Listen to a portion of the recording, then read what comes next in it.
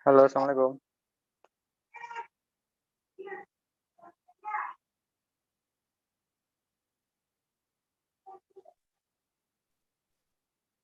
Waalaikumsalam.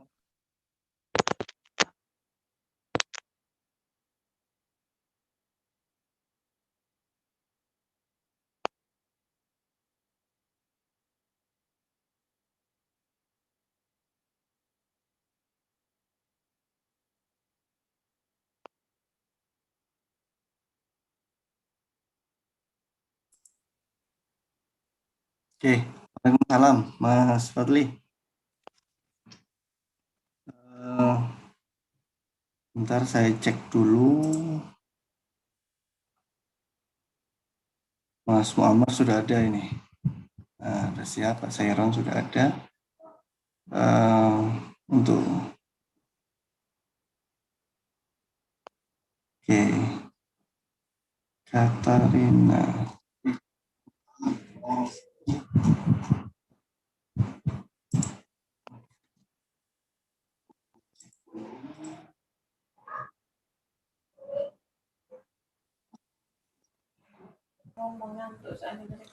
Apa kabar Muammar Gaddafi? Alhamdulillah sehat, Pak. Panjenengan pripun kabarnya? Mas, salam Mas Yunita ya. Nggih, disampaikan mangke, Bu. Makasih. Nggih. Ikut di Jerman ya? Ada di Jerman toh? Iya, di Jerman.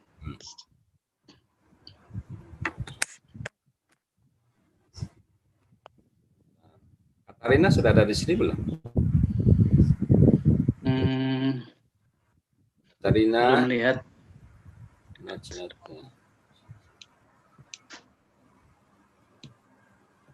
Oke. Coba dikontak Mas Muammar, barangkali lupa dia. Nggih.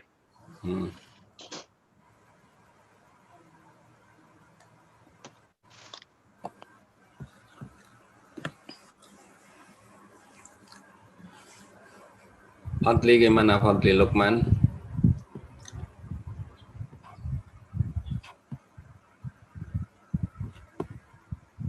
Fadli Lukman ada di Jogja atau di Padang ini?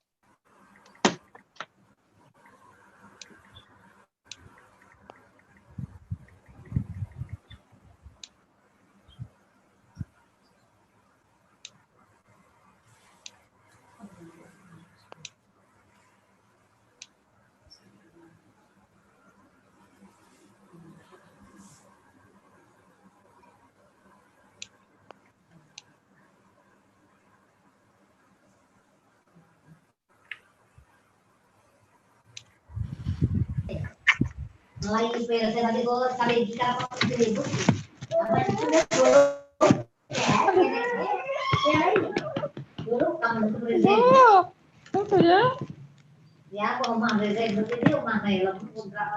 susunya? Mana susu diberikan mulai.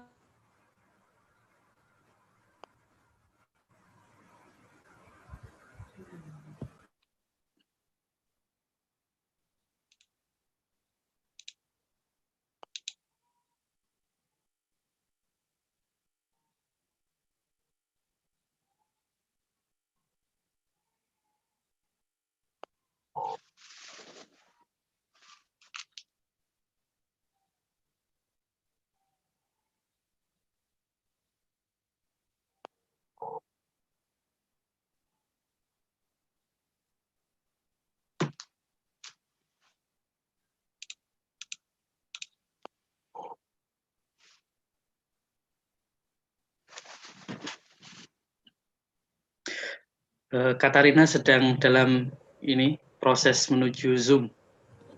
Ada kesalahan informasi katanya. Oh, oke. Ya, Baik. Pak. Kalau begitu bisa Bisa dimulai. Mas, sambil dimulai. Nanti Mbak Katarina bisa.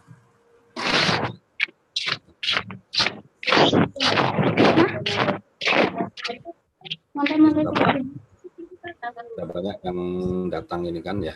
Oke. Monggo silahkan. Waalaikumsalam. Mas Ali Imran atau Mas Fadli atau Mas Duha atau siapa ini yang bertugas? Saya Pak, suara saya kedengaran nggak Pak? Ya, dengar. Alhamdulillah. Tadi ya sepertinya ada bermasalah sama suara.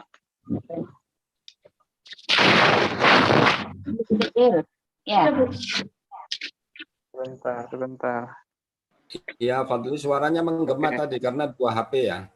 Iya, 2 HP. Saya baru pindah HP karena HP sebelumnya tidak kedengaran suaranya. Oke, berita terakhir Katarina itu ya. Masih menunggu Mas Muammar ya. Halo? Iya, segera bergabung ya. Salam Pak Ali Imran.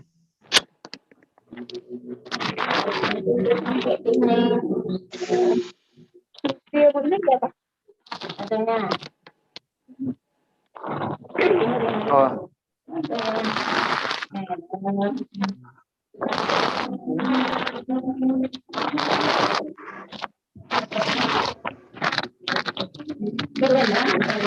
Mohon maaf, Ibu Arinal Ulia mohon mute ya mikrofonnya.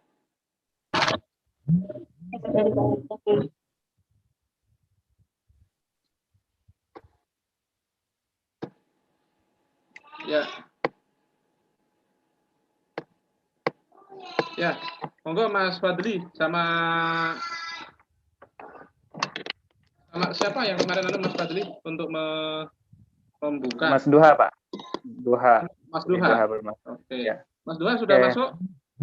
Sudah Pak. Udah. Oke. Assalamualaikum warahmatullahi wabarakatuh. Waalaikumsalam warahmatullahi wabarakatuh. Alhamdulillahirabbil alamin wassalatu wassalamu ala sayyidina Muhammadin wa ala alihi wa ashabihi ajma'in. Asyhadu an la ilaha illallah wa asyhadu anna Muhammadan abduhu wa rasuluh la nabiyya ba'da amma ba'du. Welcome all the participants in our monthly meeting of jurnal ilmu Al-Qur'an dan Hadis, otherwise jurnal Kurdis, IAT UIN Sunan Kalijaga, Ilmu Al-Qur'an dan Tafsir, or Quranic Sciences and Exegesis, the Faculty of Usuluddin and Islamic Thought, UIN Sunan Kalijaga, State Islamic University, Sunan Kalijaga, Yogyakarta. I warmly welcome Pak Sahiron Samsudin already with us here in the room, and also Mas Muammar Qaddafi, and may I call Ibu Katarina. That's how we call in Indonesia. Welcome, Katarina Rashid. Thank you. I hope I correctly pronounce your name. Yes, you do. Thank you. Okay, we met once. I hope you remember me in Munster last year, I guess. Of course, I do. I'm very happy to see you all in this forum, and thank you so much for inviting me. It's an honor for me to be here. Yeah. Okay. This forum is organized by Jurnal Ilmu Al-Qur'an dan Tafsir, or Jurnal Kurdish, we can say it in short, and the study program of Quranic sciences and exegesis, or casually called Quranic studies in Western academia words terminology. It is now the third series, I guess. We are now talking about Quranic studies in Germany. Before we had Quranic studies in Turkish. So this is the second. And Jurnal Kurdish is now is calling for inviting authors to send articles to our journal. And right now we open the call for preparation until 30 April. So please, if you have articles, and you can submit with us, yeah, so we can publish your articles with us. And today, before beginning our main session, to listening presentation from Katarina and Muammar, please, first of all, I call Pak Sahiron to give his welcoming speech and also an introduction about Quranic studies discourses in Europe, or especially in German. Please, Pak Sahiron, time is yours. Assalamualaikum warahmatullahi wabarakatuh. Wabarakatuh.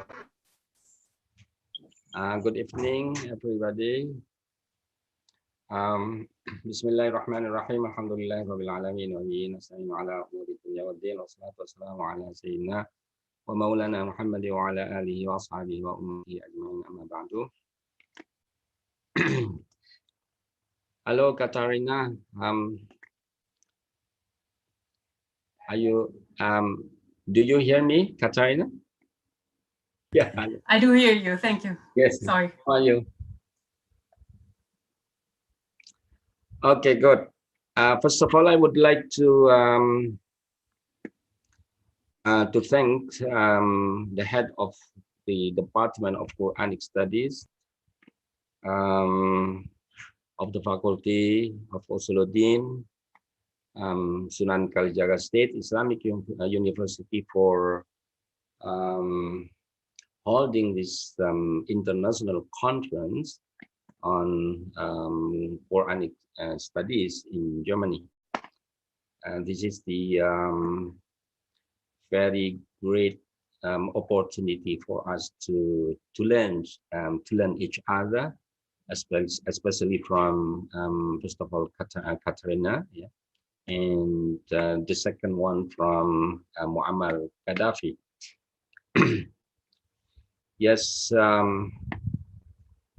Secondly, of course, I would like to welcome you all, the participants, especially the head of the Department of Quranic Studies. Yeah, I'm sure that he is here and is very and thank you very much for everybody, for all participants in this conference. And I see in the list that they are around 100 people, yeah, listening, who will be listening to Katarina and Muammar Gaddafi in relation to Quranic studies in Germany. As an introduction, I would like to say that the Quranic studies in Germany, is or are the best in the world, I think. Yeah. Why the best? Because this tradition of Quranic studies in Germany is lasted long time, yeah, from from the period of Abraham Geiger, and then Theodor Luldig, and of course, they were in this period there were so many scholars of Quranic studies coming from Germany, and I'm sure that until now, until there are many scholars of Quranic studies from Germany, like we can mention some of them, like Angelika Noe, Professor Angelika Noe, Professor Nikolai Sinai, for example, or Professor Khurshid also. Of course, even so, Khurshid is not originally from Germany, but I think his tradition of research, of course, is colored by by German German type of research in the Quran, right? So, and I see that and when we look at, for example, Corpus Quranicum, Corpus Quranicum also, Corpus Quranicum has made a great contribution to the development of Quranic studies. Not only the people in the Quranic Corpus Quranicum, not only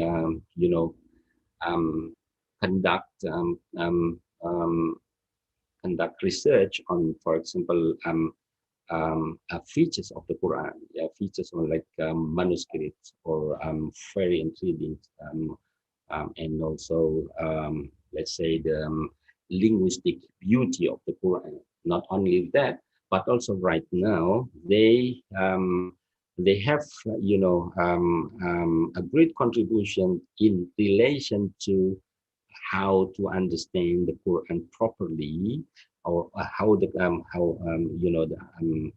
understand the Quran in a Western, of course, Western context. So let's say, for example, Professor Angelika Noe wrote a commentary of the Quran, this book.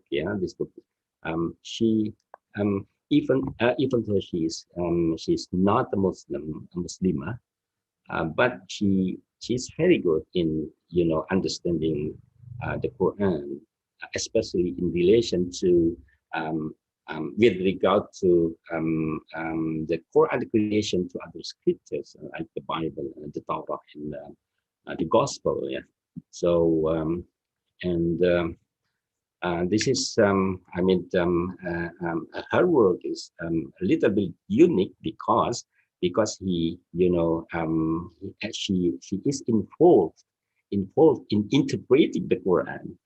So it is very rare, I think, in the West. But it's very. I myself is very happy to have this kind of phenomenon in Germany. And we have also the this one. The book Gottes Offenbarung in mentioned words, der Koran im Licht der Barmherzigkeit. They're written by Muhammad Khurshid, edited by Muhammad Khurshid. I think they are several. Written by Muhammad Khurshid, and he in this book he proposes how to interpret the Quran in the light of Rahmatul lil Alamin, in the light of mercy, God, divine mercy. It's very and here, of course, in this book he proposed some methods, important methods of interpreting the Quran that probably is suitable for this current situation.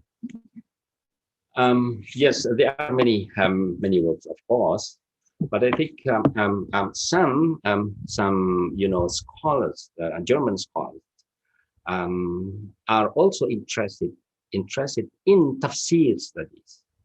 not only in the Quran or Quranic text, but also tafsir studies. One example is the book written by Johanna Pink, Muslim Quranic interpretation. Today, she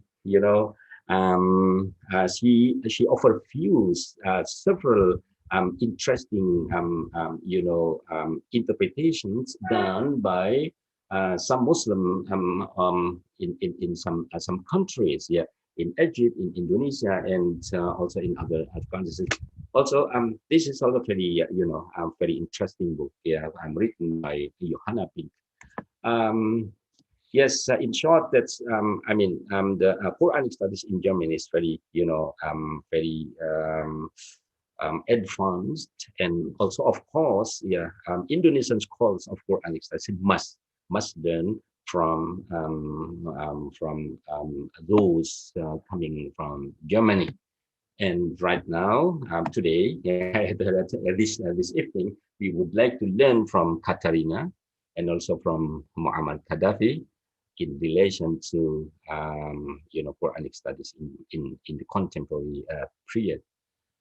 So I think this is what I would like to say to you, and we would like to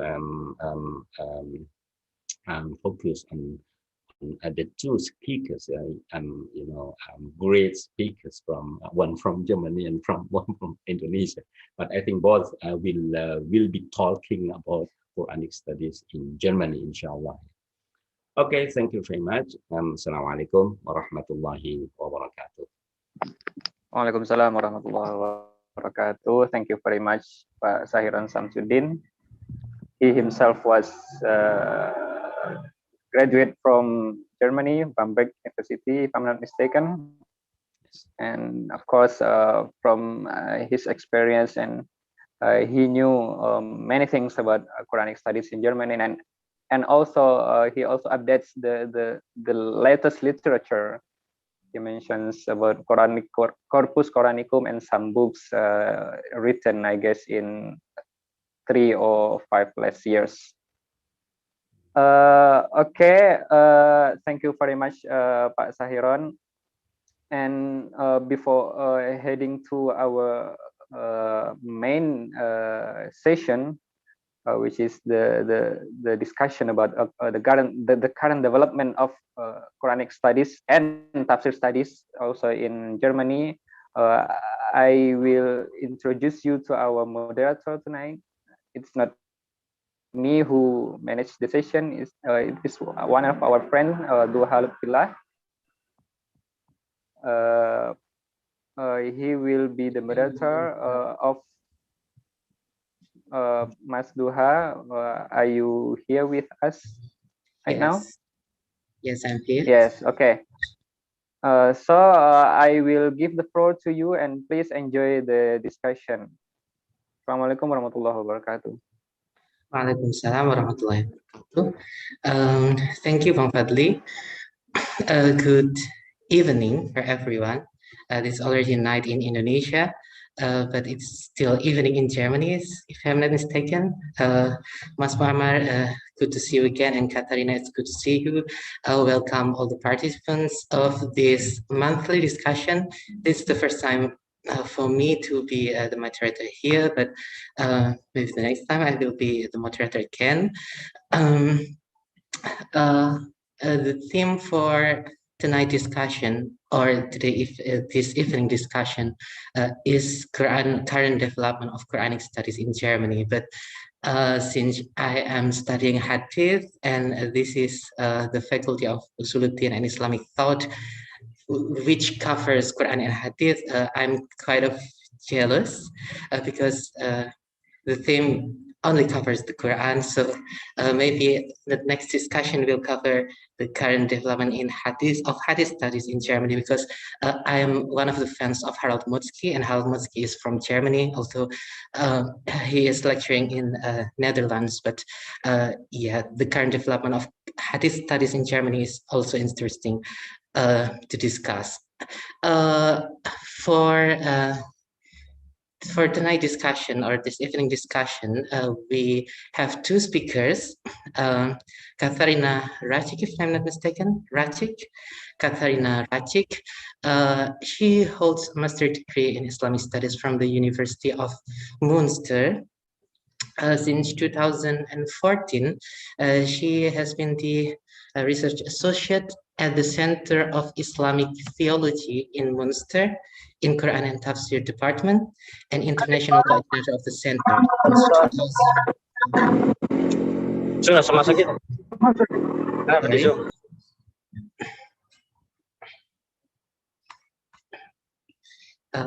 I'm the host, so I have two tasks to control the participants and also to be the moderator.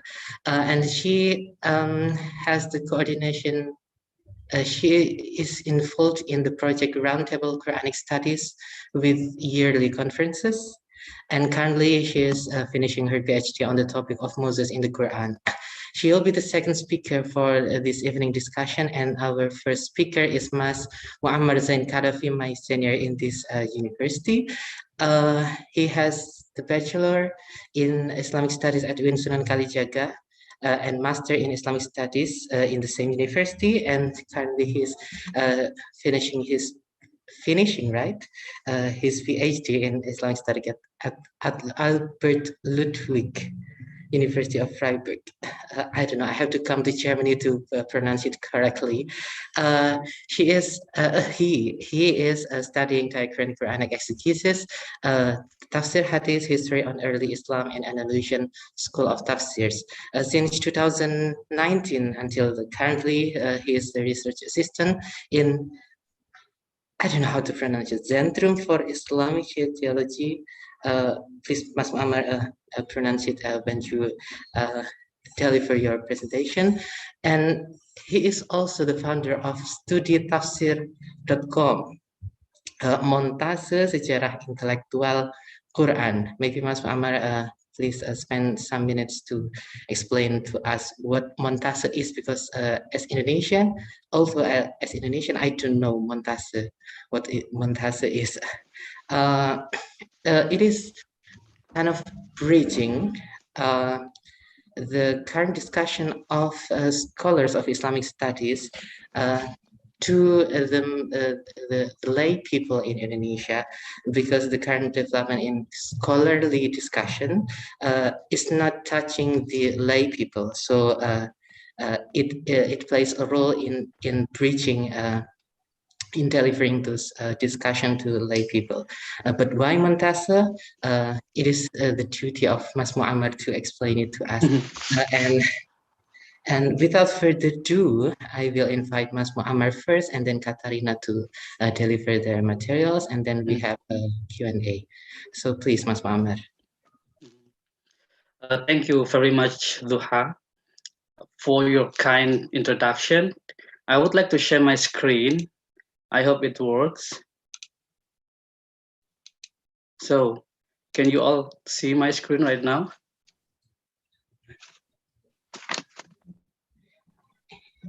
It has already started. Okay, it's perfect. Okay. Okay. I will surely come to the point of StudiTafsir.com later, before I end my presentation. So thank you once again. Thank you, Pak Sairon, for your welcoming speech. To be clear from the beginning, today I'm not going to talk about the history of the Quranic and Tafsir studies in Germany. Many of us, I believe, have been quite familiar with the contribution, some of them are controversial, of German scholars of the 19th and 20th century to the field, such as Abraham Geiger, Gustav Weil, Theodor Noldecker, whom Pak Sahirosten has mentioned for us. Instead, as this title suggests, my presentation is all about the current development of Quranic and Tafsir studies in German universities and institutions in the last decade. So from 2010 to 2021. I remember last year when my thesis research on Al-Muharrar Wajiz of Ibn Atiyah was stuck. So my supervisor, Johanna Ping, and I had a conversation. Since both of us had a very tiny clue on the historical background of the 5th Hijri Andalusian society to which Ibn Atiyah belonged, I asked her whether she could name a German or European scholar working on the issues of medieval tafsir work, particularly on the 5th century Hijri Iberian Peninsula. Johanna was surprised by my question, admitting that we do not have many alternatives for the moment. She told me that as a reviewer of some German journals, she was sometimes asked to review articles beyond her relevant topic interest. So in a way, my presentation is going to also address this issue, particularly on the storage of German professors studying the Quran and its tafsir in the last 10 years. There are, of course, several possibilities to map the current trend of such study worldwide. We could, for instance, follow recent conference held by a reputable scientific organization. In the field of Islamic studies, we have IQSA, International Quranic Studies Association, and of course, in Indonesia, we have IAT, Asosiasi Ilmu Al-Qur'an dan Tafsir, led by Pak Sahiron. But for the sake of this presentation, I look for professors or lecturers in German universities and institutions who are working on a particular aspect of the Quranic and Tafsir studies. Oh. So let me begin by explaining you this map. The Federal Republic of Germany consists of 16 sovereign federated states where hundreds of universities are located.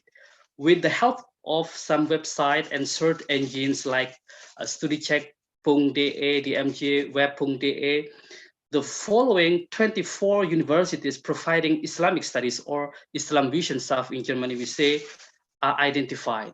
They spread from Marburg in the south to Freiburg in the north, and from Cologne in the east to Leipzig or Berlin in the west. So since the quality of educational institution is standardized by the German government, it is irrelevant to us which university is better than the others. Although to some extent there is indeed a kind of hierarchy of service between them. For instance, some particular university projects are granted a cluster of excellence, meaning that they receive more funds from the government. I think my colleague Katarina could explain this point better than me, because from what I know, the establishment of the ZIT, the Zentrum für Islamische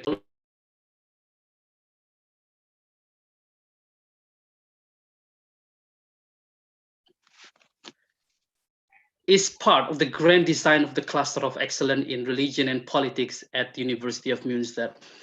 We should remember, however, that Islamic studies is a wide research area, including history, politics, Islamic finance, manuscript, communities, from classical to modern times. So what I did is narrowing my survey to only universities whose one or more scholars or professors are working on the Quran and its tafsir work and have been producing articles or books on that subject in the last decade. It wasn't difficult to scan the scholar because each university lists the name of its scholar on its website, along with their publication, of course. So I checked their website one by one to identify names that fit the above criteria. My exploration ends up with only 6 universities among the previous 24 universities. What are these 6 universities? They are Münster, and then Berlin, and Frankfurt, Erlangen, also Tübingen, and the last one is Freiburg, where I am here now. I'm not saying that the other universities have no contribution in directing the Islamic studies current trend.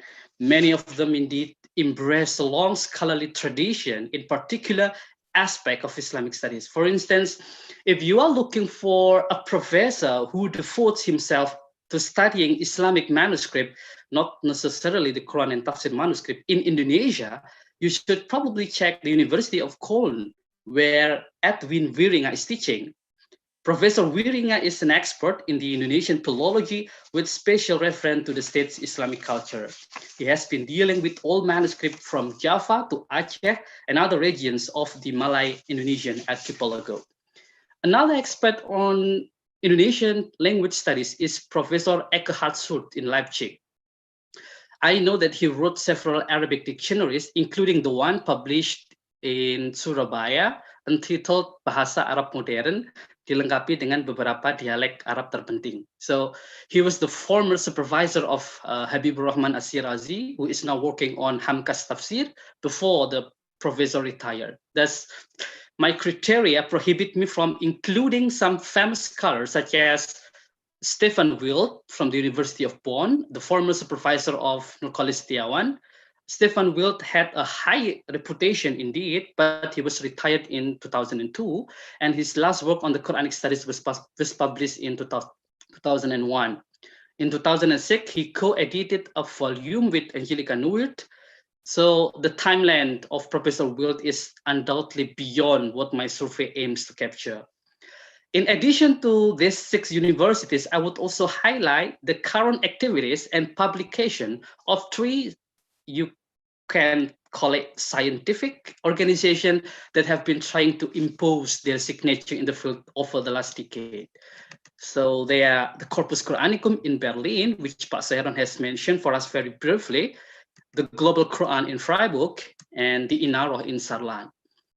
First of all, I'm going to discuss the key person in each institution along with their academic agenda through scrutinizing their article and book that were written between 2010 to 2021. I will then try to map and build a connection between this individual and the state of the Quranic and Tafsir studies in contemporary Germany. I hope I have enough time to share everything. Otherwise, I should probably explain some points very briefly, and we can, of course, continue the discussion in the Q&A section. Let's start now with Berlin, where Angelica Nuert found her Corpus Qur'anicum project. Nuert is a prominent promoter of the Quran as process movement after Noldeka. She has contributed to redirecting the Tychonic approach in kind of more literary direction and raising scholarly optimism concerning the use of the Quran as a historical sources for the emergence of the Islamic community. In her 2014 book, she notes how current Quranic studies are now dominated by adherents of an epistemic pessimism regarding Islamic sources who dismiss the importance of the Sirah literature and the tradition as a whole. They neglect the Quranic literary form and discard the essential steps of philology, which Nuert aims to revitalize. Nuert offers what she calls a microstructural reading of the Quran beyond the canonical Quran that we know today. Her 2 volumes of the Quran translation into German that follows a chronological order, Pak Sairon has showed that book to us, are the continuation of her seminal dissertation on the chronology of the Meccan Quranic Surah, which marks a reorientation of interest for the historical school of analysis of the Quran, as he wants to translate the stylistic and thematic consideration into historical conclusion. Her second important proposal is to place the Quran in the context of late antiquity. The emergence of the Corpus Qur'anicum project in Berlin declares Nuert's ambition to reconnect scholarship on the Quran to the Berlin tradition of historical critical reading of scripture. She and the Berlin researchers are confident that they will be able to approach what Nuert calls as the late antiquate Quran, or the pre-Mus'haf proclamation. If you look at the homepage of the Corpus Qur'anicum, the project aims to make the early Quranic manuscript accessible in text and image, and then compare them with the current Mus'haf and provide a chronological literary commentary to them. Although the project is far from final and has not yet yielded a conclusive result, but it is quite interesting to follow where the Berlin researchers are heading. The second person from Berlin worthy of our attention is Islam Dayeh, the former student of Nuert. After completing his BA in Amman, in Jordan, Dayeh went to Leiden, Oxford, and finally Berlin. From 2012, Dayeh had been receiving several grants to visit important Arabic manuscript collection and archive for studying the life and works of the 15th century polymath Burhanuddin al-Biqai, most notably the controversy surrounding al-Biqai Tafsir. in which he argued for the validity of citing the Bible in the exegesis of the Quran. Why is such study essential for Islam Dayeh? Because Dayeh is one scholar who promotes a philological reading of the Quran from the perspective of the late antiquate civilization, one of which is the Hebrew people. So in terms of dealing with the Quranic text, Islam Dayeh follows his mother, Professor Angelica Nguyen. His article on the Hawamim, the number 1, which I list here, the Quranic surah begin with Ha and Mim, Hawamim. He scrutinized their literary and historical aspect to reveal their unity by exploring formal, formulaic, and thematic parallels between them. Dayeh argued that the Hawamim are interconnected and coherent both chronologically and thematically. It is very interesting that in that article, Islam Dayeh assessed the traditional chronology as more accurate rather than that of Nordika. This tone of favoring, or we can say defending, the traditional image of Islam and the Muslim community is apparent also in Dayeh's recent article, in which he brings up the issue of the authorship of the Quran to another level of scholarly work. Through comparison between the Quran and the biblical text, Dayeh argued that the prophet's image as Ummi, illiterate, portrayed by the Quran is in line with particular criticism of scribal authority as found in the Gospel. Moreover, it also bears a resemblance to late antiquate Christian ascetic writing practices where, out of humility and in unison with the holy, the author denies any egoistic motivation in the written composition or even the ability to write at all. Despite his writing on the Quran and Tafsir studies, Islam Dayeh also conducted research on philology, which is not surprising, considering his position as the academic coordinator of the research program Zukun Philology. You can access its homepage for its current activities and publication, not necessarily on the Quran and the Tafsir studies, but on the various classical texts of Islamic work.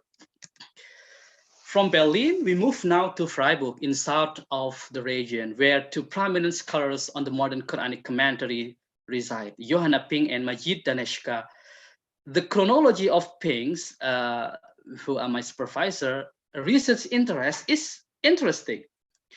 During and slightly after her MA and PhD studies in Bonn, she worked on a new religious community in Egypt. While doing a postdoc in Tübingen and Berlin, her attention shifted to the Tafsir work in 2 Sunnite nations, Turkey and Indonesia. And finally, after she was appointed a full professor in Freiburg, Ping started to work seriously on exploring research areas that have been so far neglected and ignored, namely the translation of the Quran into divergent languages, mainly Indonesian and Japanese, and the trans-regional history of Tafsir. Unlike the Tafsir books, the Quran translations are not usually considered original works of scholarship. So Johanna Ping captured this ambiguity, suggesting that they are, in the broader sense, work of exegesis because they aim to explain Quranic meanings. Through her articles, Ping shows that translating the Quran is far from easy because the targeted language often do not have proper expression for all Quranic words. It becomes more complicated when other elements of the process of translating the Quran are taken into account, such as history, writing process, publication, the theological background of the translator, and also the role of the nation state in selecting which translation is reliable, a point of view that is undertaken by my previous colleague, Fadli Lukman, in his seminal thesis on the Indonesian Quranic translation. I would like to draw your attention to Ping's latest publication in the journal Wacana, University of Indonesia, entitled The Kiai's Voice and the Arabic Quran, in which Ping provides more detailed elaboration on why the translation studies should be located under the big umbrella of the Tafsir studies. First of all, she proposed 3 competing styles of Japanese Quranic commentary: the literal translation, the grammatical translation, or we say the gandul, makna gandul, and the narrative translation, in which the Quran's meaning is paraphrased in the translator's own word. Above all, Ping concludes that people's acceptance of a translation work isn't determined by its style, rather by the endorsement from scholarly authorities such as Kiai or group of local exegetes. Despite Ping's remarkable analysis, her article records critical inquiries that should provoke us or provoke other scholars to continue what she has done. Not only the Indonesian Quranic translation, Ping and her team here in Freiburg are now working on the Global Quran platform. This platform, or this long-term research project, was funded by the European Research Council. As you can see on their homepage, this research group studies historical, exegetical, socio-political, and also linguistic dimension of the Quranic translation throughout the modern period. So the website itself contains links to articles and books on translation studies in Indonesia and worldwide. Many of them are downloadable. What is awesome for me is that Ping also updates regularly entries on particular Quranic translation around the globe. Ping's concern on the Indonesian Quranic translation is somehow connected with the scholarly activities of the second expert of Tafsir in Freiburg. He is Majid Daneshka. His years of doctoral study in Kuala Lumpur, Malaysia, guide him to research the Shiite literature in the Malay Indonesian world. His thesis was published in 2017 on the Tafsir book of a modern Egyptian, Tantawi Jauhari. And afterward, Daneshkar continued researching the connection between Islam and modern science. Here in Freiburg, he teaches class on the reception of Darwin's theory of evolution in the Islamic world, and also the underrated development of the genre of Tafsir al-Ilmi. Most recently, Daneshkar launched a website dedicated to introducing Jauhari scholarship to a broader audience. You can see here in the bottom of my slide, the website will provide Jauhari's work on the one hand and works on Jauhari on the other. Now, these four distinguished scholars from Berlin and Freiburg are still active today, and they promote each academic agenda and make the two cities, Berlin and Freiburg, two magnificent centers of gravity of modern scholarly Quranic and Tafsir studies in Germany. While Berliners are working with the past, the Freiburgers are working with the present. From Freiburg, we continue our journey to Tübingen, the home institution for Omar Hamdan, a Palestinian theologian with an Israeli passport. Hamdan completed his PhD in 1995 in Tübingen under Joseph van Es, a very famous Orientalist from Germany. He was appointed then as a professor in Tübingen and the head of the other ZIT here, despite that his institution was initially established for pedagogical purposes.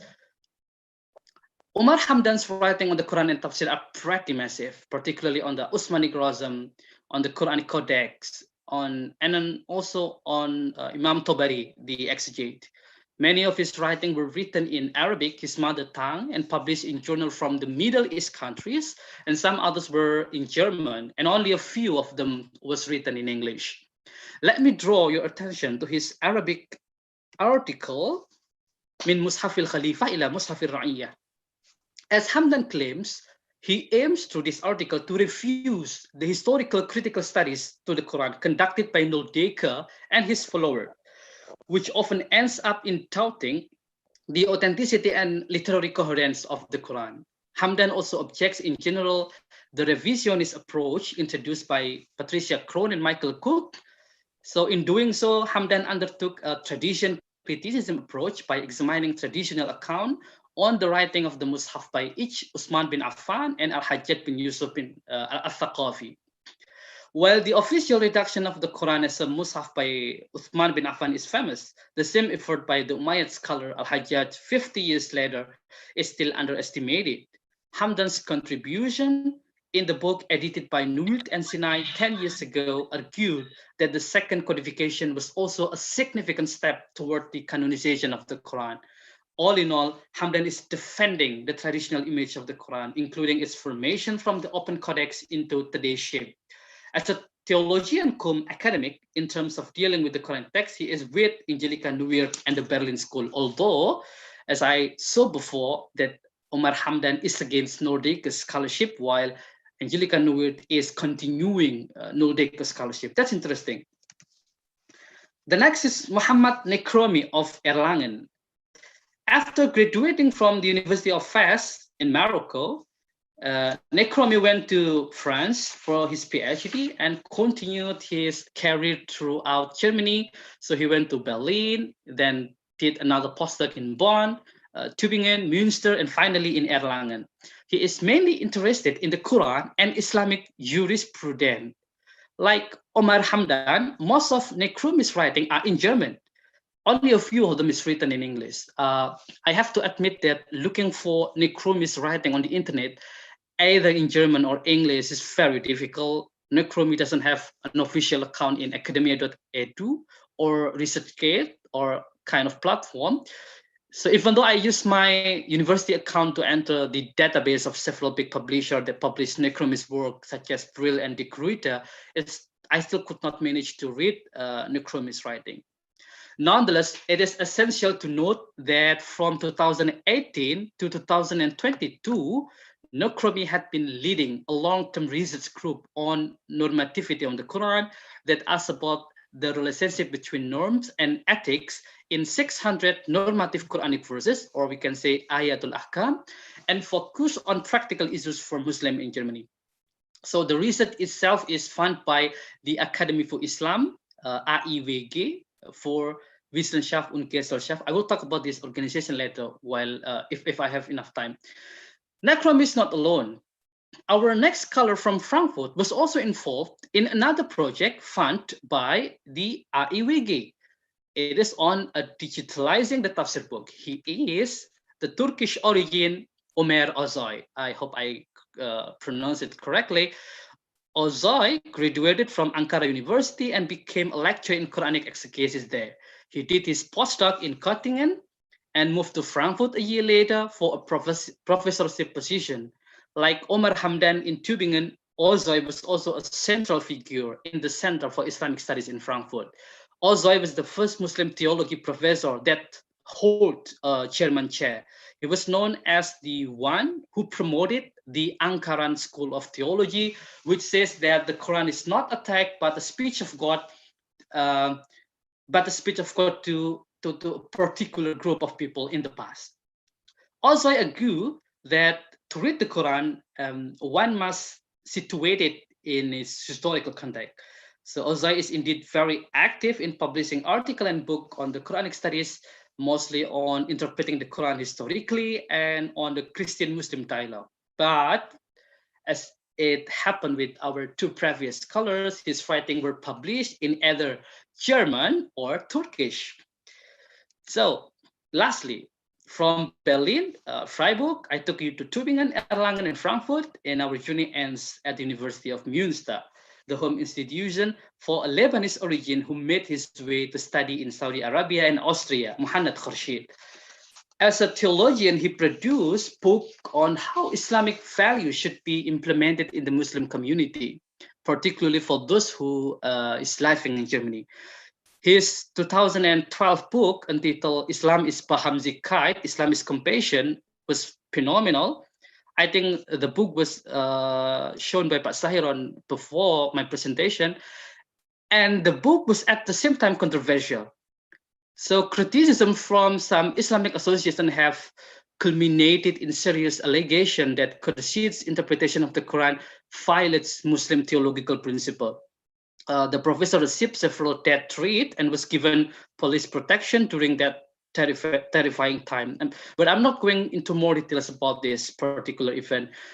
I personally spoke several times in person with Khurshid, and what he is offering is similar to what theologians cum academia in Indonesia are sounding, that the Quran should be read in the light of the historical situation that surround its revelation. That's why in one interview at the mass media, the former Ömer Özay that I told you about commented Khurshid's controversy, saying that Khurshid's approach is actually not new, because it is the same theological approach that Ozoy and the Ankara school have been developing. But the way mass media in Germany frames and fries the issue makes the controversy goes a little bit out of control. Münster is also the home for Dina El Omari, currently a postdoctoral researcher. She graduated from the same university, and since 2013, she has been a research assistant of the Feminist Quranic Exegesis project. Since 2015, she has been responsible for the Quran and Quran Exegesis department there. What is interesting from Omari is her engagement with the diachronic chronological reading of the Quran. She used such theory to speak out about gender equality and women empowerment. So for her habilitation, she will publish her monograph on the human couple in creation and eschatology, which is, I guess, will be based on a diachronic reading of the Quranic verses. Last but not least, you might have known this name in Naroh as a prominent revisionist school if you've ever read Munim series book. This research group claims that is going after a scientific, historical, critical, and philological investigation into the Quran and the origin of Islam. But based on my observation, I could say that the group is not as magnificent as Munim series book told us. The group, yes, they still exist today, but they hardly host scientific event to promote their ideas. From their website, I get an impression that the movement is operated by only several figures, among which is the polemist Ibn Warraq, who is not counted to be part of scholarly research on Islam by majority of scholars in German or worldwide. So scholars who belong to Inaro are in a different world from the scholars that I have mentioned before. I could say that they seem to be muttering to themselves without anyone listening, but yeah, let's talk about it later. What do we learn from this survey? This is my last slide in my presentation, by the way, so don't worry. First, I want to argue that the establishment of ZIT in Germany a decade ago has influenced the echo of the Quranic and Tafsir studies in today's Germany. I do not want to go further to the discussion on whether a theologian can produce proper Islamic studies or merely Islamic apologetics, as Majid Daneshkar's book argues. I'm just saying that the way people in ZIT approach the Quran and Tafsir is somehow different from those who are not affiliated to such an institution. It is not by accident that the 5 scholars on the field of Quranic and Tafsir studies I have mentioned before, Omar Hamdan of Tübingen, Muhammad Nikromi of Erlangen, Omar Ozoy of Frankfurt, and Muhammad Khurshid, as well as Dina Omari of Münster, they all belong to the ZIT in their respective university. Each of them is a Muslim.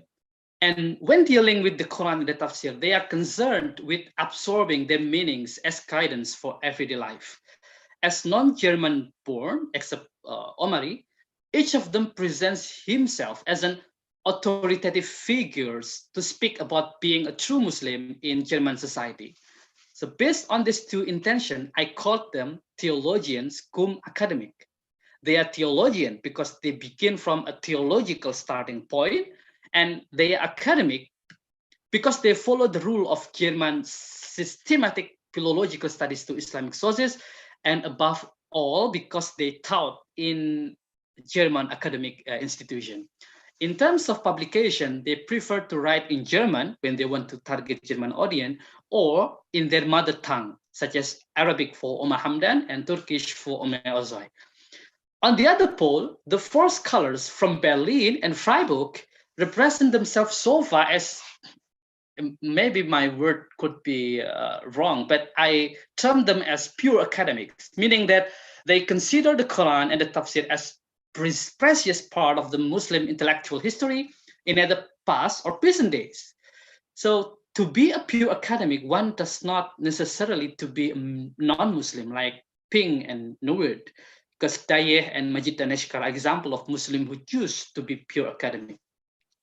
Although Ping and Danishkar membership in the International Quranic Studies Association is noticeable, this makes the two scholars, Johanna Ping and Majid Danishkar, who are currently residing in Freiburg, the two scholars are close to what we Indonesian students perceive as Western studies. In this regard, the case with Dina Omari is also interesting because she is the only one from the theologian camps who joined also the ICSA. So this dual membership can explain why she is familiar with the updated theory of diachronic reading of the Quran on the one hand, and with the agenda of feminist Muslim on the other. The second thing is the network. So how does each of these German scholars connect with each other, and where do they get their money to fund research and activities from? Here it is. It is clear that the German government support both kind of scholarship.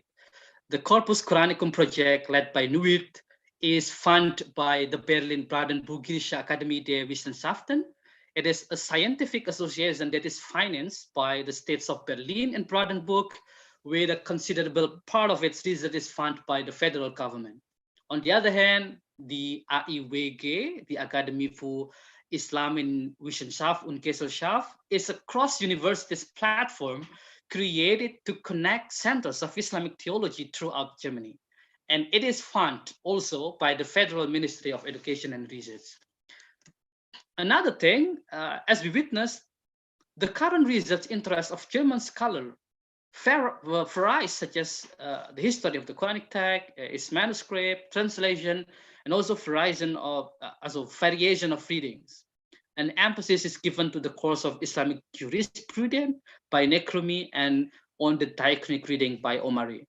As for the Tafsir studies, I could say that it is right now less developed.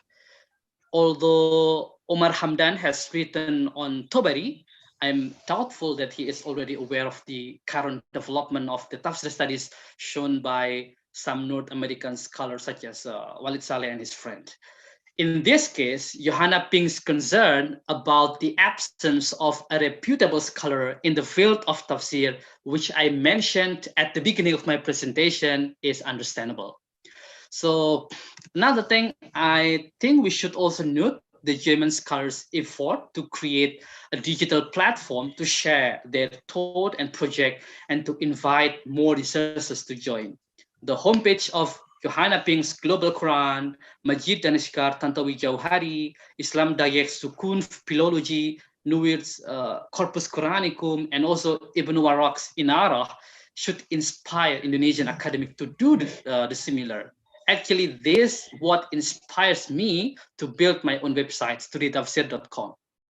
So lastly, it is essential to note that except Nuir, Ping, and Omari, all mentioned scholars are non-German born, meaning that it is highly possible for anyone with excellent research quality to build a promising career in Germany. Germany, a land of poets, thinkers, philosophers, historians, and football players, of course. Thank you.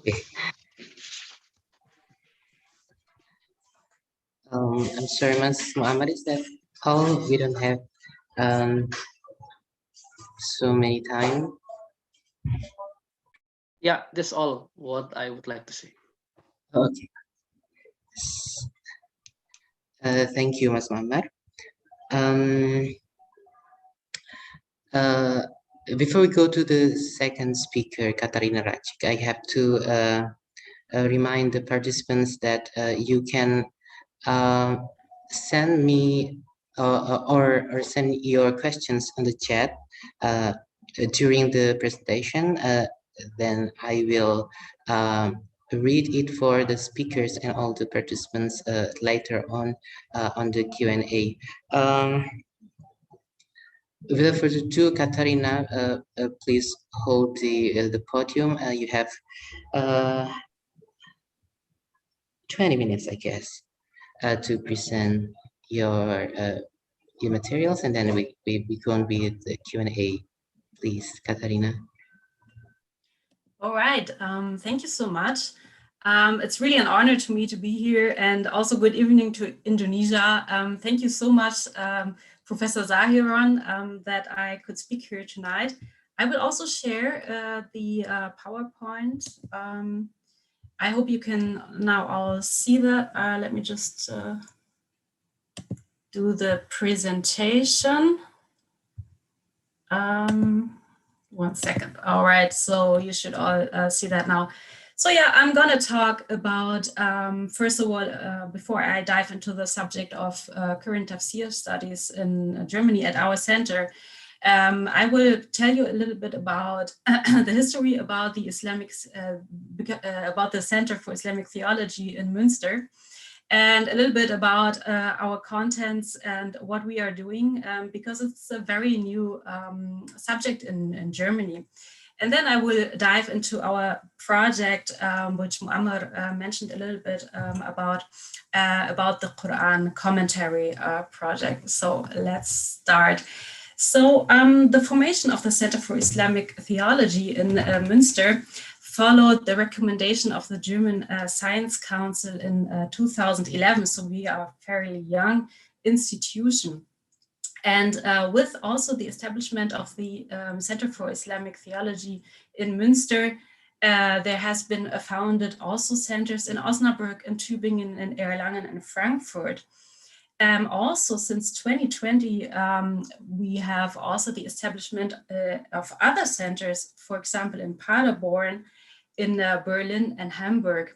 So you have basically the big cities, and you have also scattered the centers for Islamic theology throughout Germany.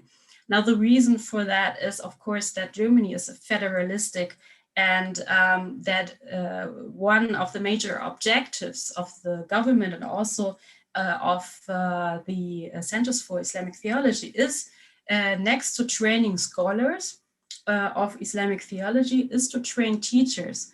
So the teacher training is very important, and you have to be trained if you want to become a teacher, a school teacher at public schools in Germany.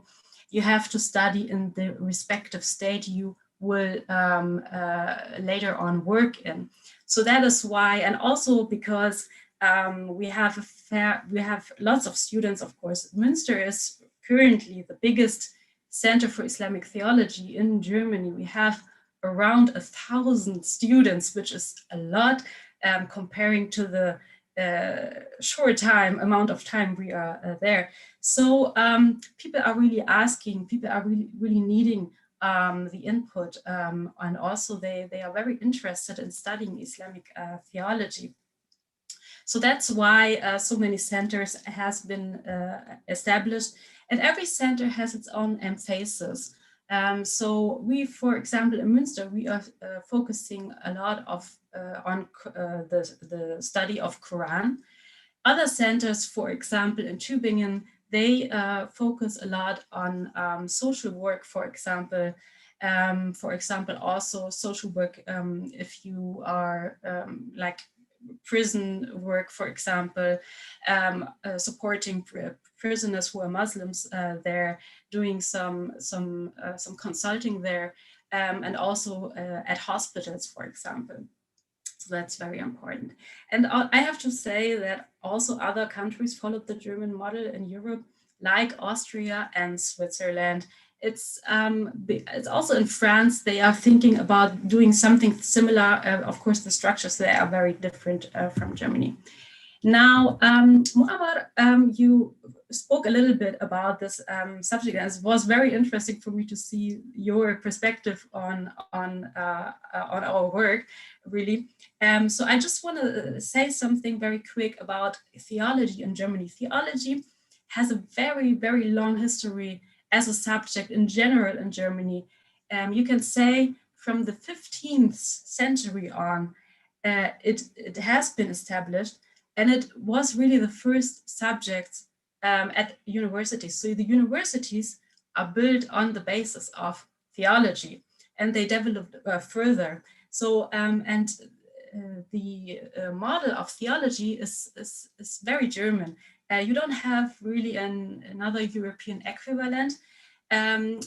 So what we are doing is having the academic principles. We have to be objective. Our work has to be scientific, so to say, but also we work from an inner perspective. So we are working from the perspective of our creed, but at the same time, we have to be objective. So that's really a very balanced act we have to do there.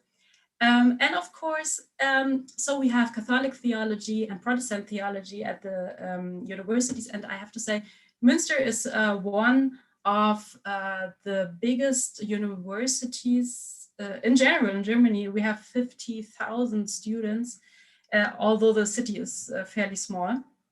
And then the departments for theology are very big. We have one of the largest library. And so because, of course, the German society has dramatically changed during the last, let me say, 40 years.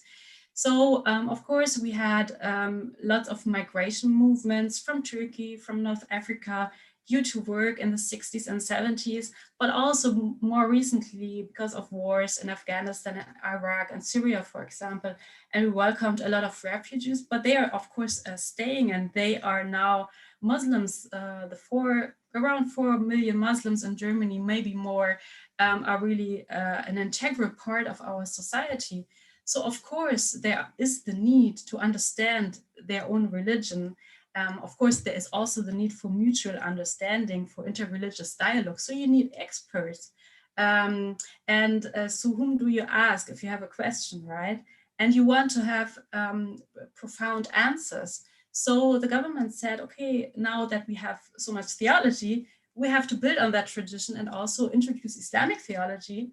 And of course, also Jewish theology at universities, because that is what society is demanding upon, and that is what also globally is in need regarding, of course, the question of radicalization, for example. So we believe that education can be a means to for de-radicalization, for example. But you still have religious studies, Islamic studies, and Jewish studies at the universities, also in Münster. Now, Islamic studies, I come from Islamic studies originally, so I had really to be trained as a theologian. Islamic studies in Münster is very philological oriented.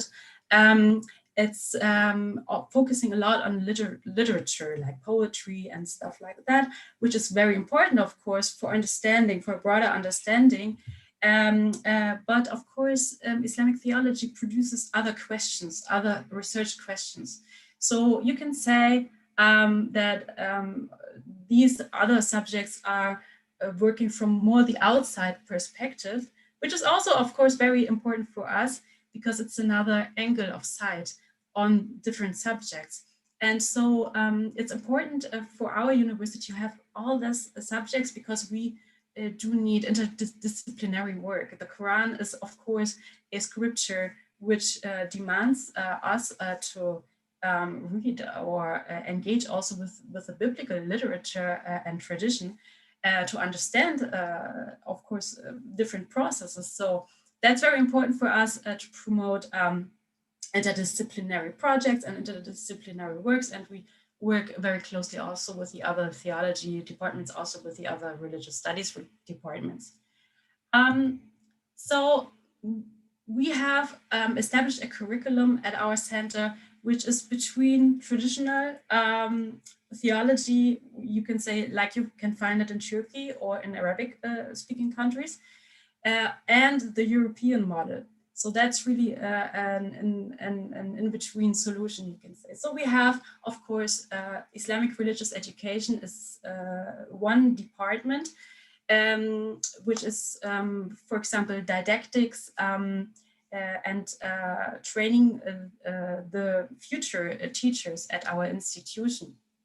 But everybody, regardless of if you want to be a teacher or not, you have to have, of course, the basis, which is Arabic language, which is very important, of course, to study. You have it throughout your whole studies. you have Kalam and Islamic philosophy and mysticism, you have Hadith Sira and Islamic history, you have Islamic law and Islamic ethics, and of course, Qur'an and Quranic exegesis is very important. And we do have different research projects, the biggest one being the Quran commentary in German language, which I will just introduce very shortly. Just the objectives of the center, just very shortly. Of course, the establishment of Islamic theology as an academic subject at the University of Münster. That also means, because we are in Europe, we cannot import other modules, like, for example, from Arabic-speaking countries. It's important for us that we are building a new subject, because it is, of course, German Muslims have other questions and other needs because of the society and of our living conditions. And of course, the scientific framework is different than that of Arabic-speaking countries. So, of course, we have you mentioned that we have a vast literature of philosophical thinking, right?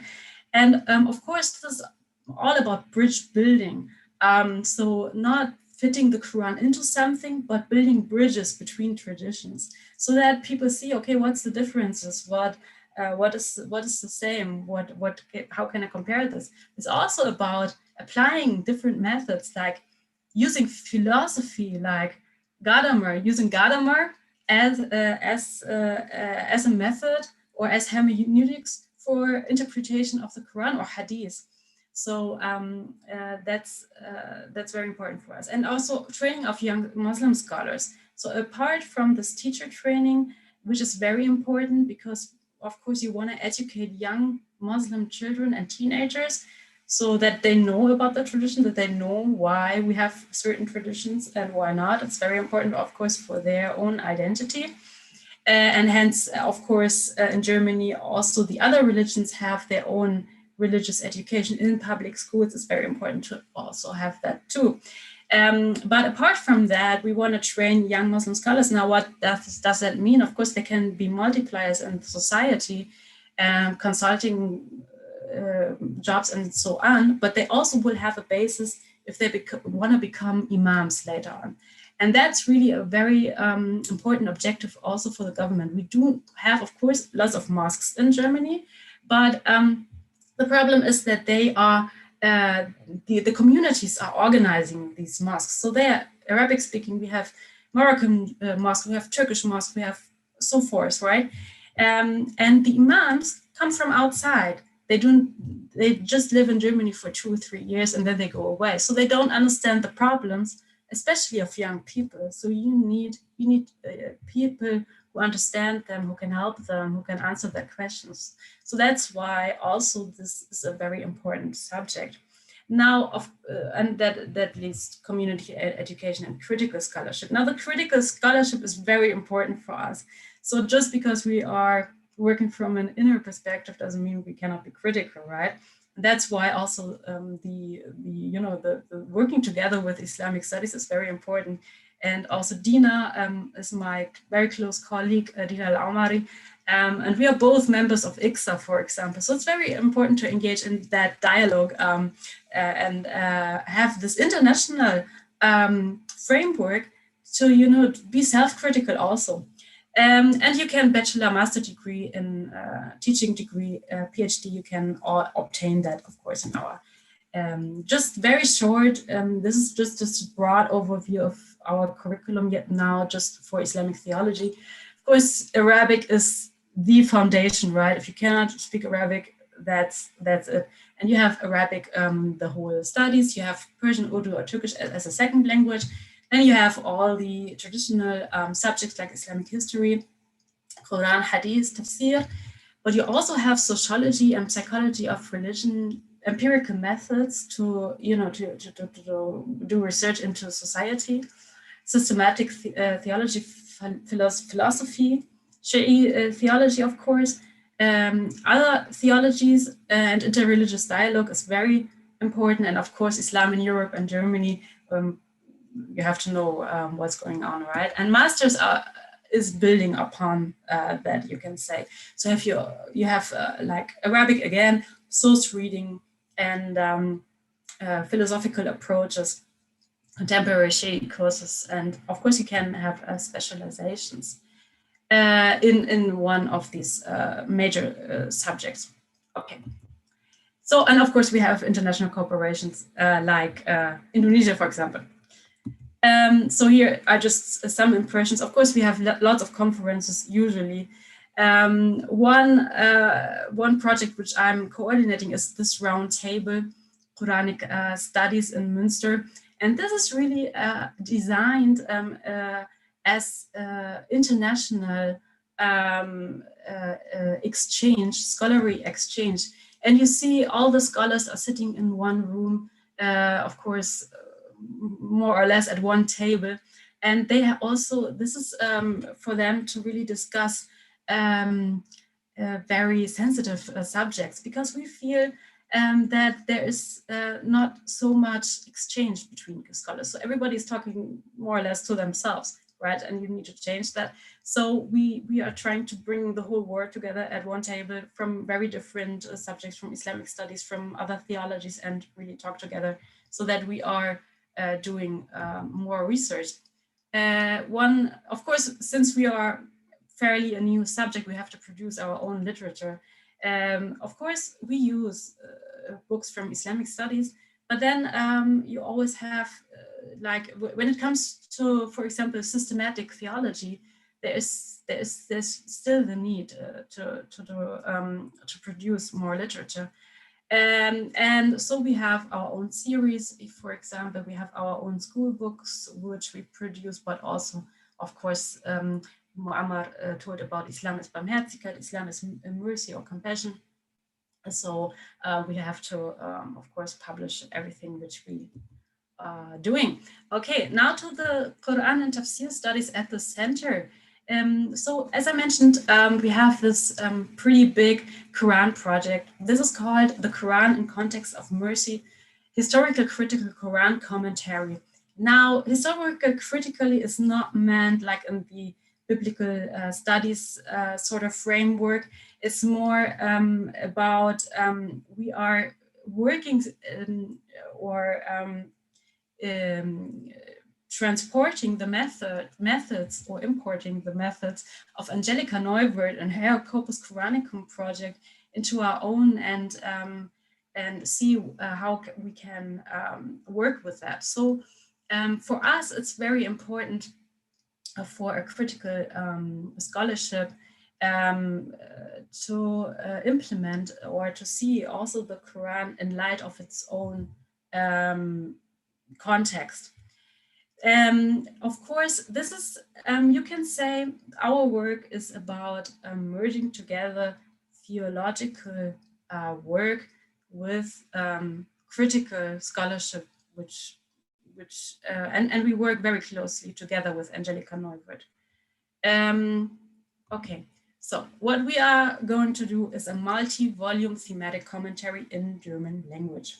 So for us, it was, of course, you have, of course, you can, if you want to interpret the Quran, you can, of course, go to Tafsir works, but they will not tell you what the Quran means necessarily. So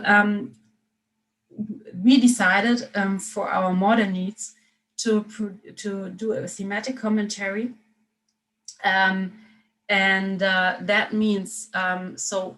The objective is to produce 17 volumes. That will take, of course, some time. We are currently 10 researchers working on this project. We published the first volume, which Professor Zahiran showed earlier. This is Gottes Offenbarung ein Menschenwort. This is meaning the revelation of the word of God in human language. The Quran in the light of mercy or compassion. Then now we are working on the second volume, which is Sharia in the Quran. We are tackling the verses connected to law, and also we have subjects for contemporary questions like what does the Quran say about homosexuality? Because this is a question which arises in our society. And prophets in the Quran and eschatology and women in the Quran, of course Muhammad, but also violence, the picture of God in the Quran. So these are all the subjects we planned for this. Now let me say just very broadly about the method. So we are pursuing a theological approach. So what does it mean? So we view the Quran as self-revelation of God. So having a dialogical relationship between humans and God. So of course, we use thinkers like Abu Zayd, Nasr Hamid Abu Zayd of Egypt, right? But also we use ideas from theological or philosophical thinkers like Thomas Pröpper. He was a German theologian, but very philosophical. So that's very important, and this is what I mentioned is very important for the bridge building, but also to show, and this is very similar to what Angelika Neuwirth is trying to do. The Quran is not outside European history. It is part of European history, because that's the main problem. The main problem people see when they hear about the Quran in Germany, it's that it's strange, it's foreign, but it's not true. If you look at the history, it's very much connected also to European history. So we are also promoting this idea, which is very important. Now, one very important subject for us is reading the Quran in its historical context and as a dialogue, not as a static text, because we feel that Muslims or students who come to us, they regard the Quran as a book, and it's static. They view it as introductory or as a law book. So what we ask, okay, what really is the Quran? It's not a law book. It's not a static text. So it's a dialogue, and it still speaks to us today. And it spoke also in its historical context. And you can also see the discourses which happened during the revelation. So that is why also we use the chronological order of Nultike or the Corpus Coranicum. And in this regard, we work very closely with the Corpus Coranicum together. And what they don't do is to use the traditional tafsir or the Islamic tradition, right? But we feel that at some point, especially when it comes to Medina, the Medinian revelations, you cannot understand this without the Islamic tradition, because you don't have enough sources before the revelation. It's too far. And I know Angelika Neuwirth, she told me she does this herself, right? So we need to be very source critical. So we use tafsir works, classical and modern, like Tabari, like Qurtubi, like Razi. But because Razi said something, then doesn't mean that it applies to us. So, and that's one problem in the Muslim or inside Muslim discourse in Germany, is that they view this tradition as really authoritative, but it's not. It's so who said that? So of course they were very important thinkers, and of course when it comes to philological questions, when it comes to certain theological questions, it's very important just to see, okay, what does the tradition say, and how can I use it? What can I extract from this tradition, which is still important to me? Why did some views still exist, or why some views are the major views and until today, for example, and the others aren't? So what are the historical developments in that regard. And of course, it's appreciation of the exegetical diversity. That's of course pretty important. And of course, it's very important to engage in the studies of Tafsir, a tradition as well, because of course the methods applied there. If I understand the method of Arazi, I will have much more insight into the whole subject of Quran and Tafsir than before, so that we do not want to dismiss that. But it's a question of being critical and source critical, and it starts with reading the respective scholars in their own context, understanding the context of Zamakhshari, for example. Okay, and besides that, we have also aesthetical aspects. Like, as I mentioned, the Quran is not about giving only information. It's not only God telling the humans what to do. It has a very vast aesthetical aspect. It starts with recitation, and that's why it's important also to have this dialogical framework.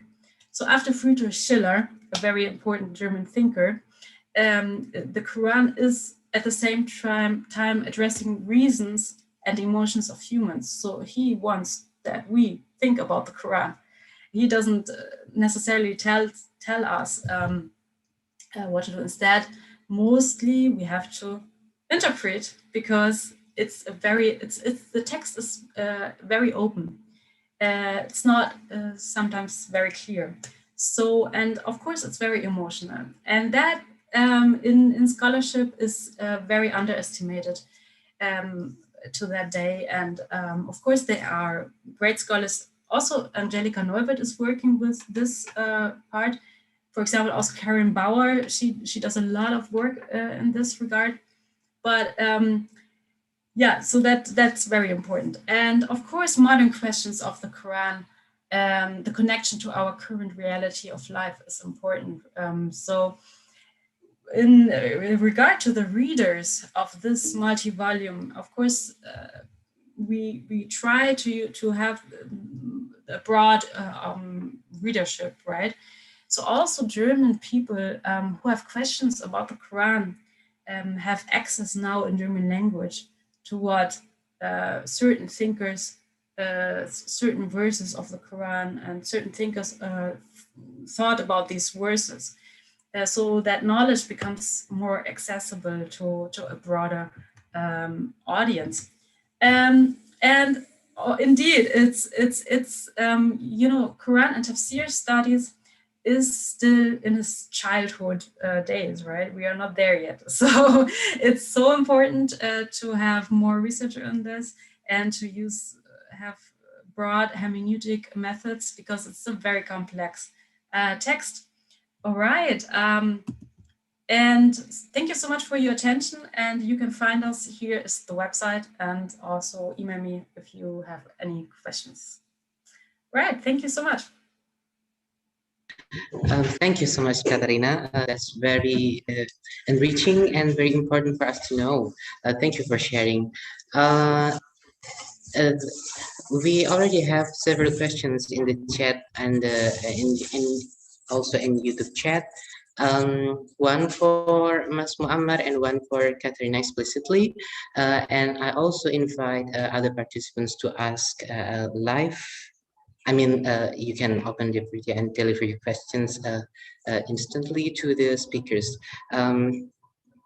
Mas Muammar has a question. Dalam bahasa Indonesia, Mas. Actually, I read it. It's a long question, I know. Okay. And the second can question. I answer? Okay. Yeah. I will read the question for Katarina first, and then you answer, and then Katarina.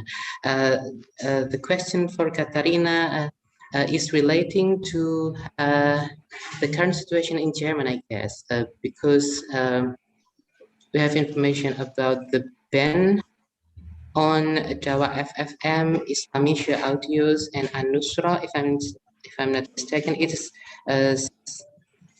Salafi, part of Salafi movements in Germany, if I'm mistaken.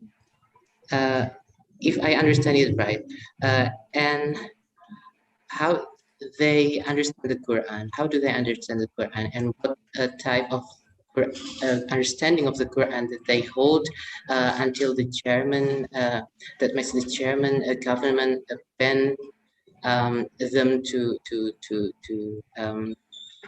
deliver their understanding of the Quran to the people. So please, Mas Muammar first, and then Katarina. Yeah. So the question asks merely on to what extent our supervisor with a certain, concentration and certain research interest will influence us as students, especially when we students coming from the outside of Germany. I would say that yes, there is an influence from our supervisor to what we are doing here in Germany. Either if you do a structured PhD program or you do individual PhD program. So we have two kind of PhDs in Germany. The one is structured, meaning that you have to follow kind of structured courses from the first, the second, and the third semester, and then you come to your thesis, or you are doing an individual PhD thesis, so you are only responsible with your mother professor or your father professor. So yes, I think this scholar's interest will more or less influence us in the way we think, in the way we analyze our literature, in the way we try to connect to broader scholarship. But so my explanation before was about the interest of each scholar, and I will suggest that anyone who will go for a PhD or who is applying for a position in PhD at Germany, you should check your supervisor, at least their work, articles, book, and GVs. But this is better than if you ask. I mean, we as scientific will take this part of scholarship in front of everything. So it is better than just asking whether our supervisor is Muslim or non-Muslim, but because it is irrelevant for the context of a scholarly tradition. But the way we study our prospective, supervisor is important. Is there opportunity to apply? Is this scholars restricted to the topic interest that we Google or that we look for in the internet? The answer is no. My supervisor itself, as I showed you before, is interested in the modern tafsir, right? Johanna Ping is a big person in the global Quran platform, but my thesis itself is on the medieval Andalusian scholar or tafsir book. So the idea, I think, as long as we show our interest, kind of making a good proposal, and they are open to supervise students that are maybe beyond their topic interest. That above all, students are free, of course. Based on my experience, my supervisor is kind of making a distance between her and my thesis. So yes, we meet regularly for supervision, for talking, for conversation, but I am the one who determine where my research is going to. So I am the only responsible for my thesis and for what I have been reading in my thesis. So yes, there is kind of influence, but it's just normal influence, I think. Katarina, you just received another question. Maybe this invites a longer answer, but the question is, you put living knowledge in your presentation. What is it? Because living something is a kind of a discourse that is established in Indonesia. So living knowledge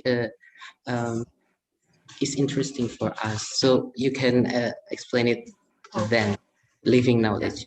So yeah, this living knowledge, you mean on my presentation, this is the the headline for the university. So the University of Münster claims itself for living the knowledge, right? It's that's just the slogan for our university. So that's so if you have that at your university or your organizations, it's very interesting. So that's a very very short answer. And about the other question for the Salafi movement in Germany. Well, you know, essentially in Germany, we have freedom of religion, right? You can do whatever you like, you can believe whatever you like, and every religious community is entitled to have their own view, their own community rooms, churches, mosques, synagogues, whatever. But the problem with the Salafi movement especially was that they had connections to very extreme organizations like the Islamic State. And they, the problem was that the German government found out that they were recruiting people to Syria from Germany. So that was, and also to other extremist, very extremist organizations. So that's really was the problem, because before that the Salafi movement was a very strict group of Muslims in Germany. So what they essentially taught is that there is one right way to live Islam, which is a very strict way. It was very much oriented at Wahhabism and Saudi teachings. But what they did, so you would see them inside the city, and they had their own Quran translation. The Quran translation is not that bad, but it has certain things, certain laws were already interpreted. So they would write, women have not only to cover themselves, they have to wear hijab, for example. Yeah, so that they would promote or would say that the Quran essentially says that. And the problem is, of course, so they would hand out the Qurans and stuff like that. But the main problem was, I guess, that they had this. Some of them had the relations to this extremist organizations, and then of course the German government views all these more extreme organizations, and we had problems in the few years. We had terrorist attacks. So they are a little bit careful, so the Salafi movement is not extremist per se. They are just very, very, very, very strict. And but yeah, recently they had, unfortunately, this connections. If a ban is useful for that, I don't know. I mean, that's a real problem. It doesn't solve the problem, of course. It just takes it from the more obvious, so you won't see them anymore. And of course, the German society was a little bothered by some of the members, because they would go Saturday night and tell people not to drink alcohol and not to wear short skirts or something. So you cannot do this in Germany, right? Everybody can do what they like here. So a ban is not necessarily the best method. It doesn't solve the problem. So we try, of course, to educate people, to reflect, and to use education as a means to prevent those extremist movements. And of course, this takes more time. So a ban can only solve this on really on the outside. But the inside is more, you need profound education. You need, people need to be able to reflect on the sources, and they need to build their opinions. So of course, that's what we are essentially also doing. Okay. Okay. So thank you, Katarina, and thank you, Mas Muammar. If there is another participant who wants to tell Yes. further questions, please. Doha? Zahiran, yes, yes. please. I have two questions. Yeah, one for Muammar Gaddafi and one for Katarina. First of all, I would like to ask Katarina, you mentioned that in Center of Islamic Theology, there is project, a Quran project.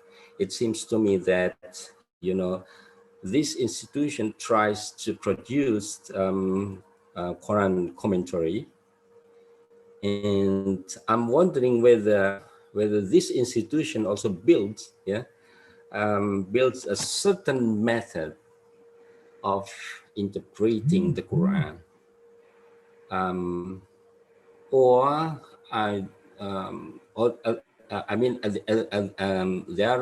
there is a variety of the method. I don't know for sure. That I would like to have some you know, information from you. This is for Yeah. me. Yes. Okay, great. Shall I answer that right away? Yeah. Okay. So while we do follow a certain canon of methods, so we believe that there is not only one method. It's not possible. I mean, you can, of course, you have to shorten your work and then you apply one method for one verse maybe, but that doesn't solve the whole problem. So if you want to write a Quran commentary, you have to be open to use canon, so multitude of methods. One decision we made, of course, in this multitude of methods was to read the Quran also in its historical context, because a little bit after Fazlur Rahman, we believe that this is the first step to free the Quran from theological assumptions which were made in Islamic history, and to also find out what to do the next step. What does the Quran wants to tell me today, right? But we are, although we published this book on the methods we apply, we are still open and developing these hermeneutics, because certain verses, if you work with prophet stories in the Quran, is essentially a totally other thing as if you work with law verses. So you also have to apply the right method for your topic, right? But yeah, we go in a certain direction. I mean, contrary to some American researchers who deny, or they don't want to use the historical method, instead they are applying a strict literature or literary approach, I'm sorry. Without putting the Quran in its context, without viewing the Quran as a dialogue in its own time or even today, so that we are not doing that. So to open the Quran for interpretation, we feel it is important that we see it as a dialogue before it became the Mus'haf, right? It's a bit similar than Angelica Neuwirth also. Yeah. Okay, thank you very much. Okay. Muammar, yeah, I heard that the project of Corpus Quranicum will be finished in 2024. 2024. Do you have any information whether this project will be, you know,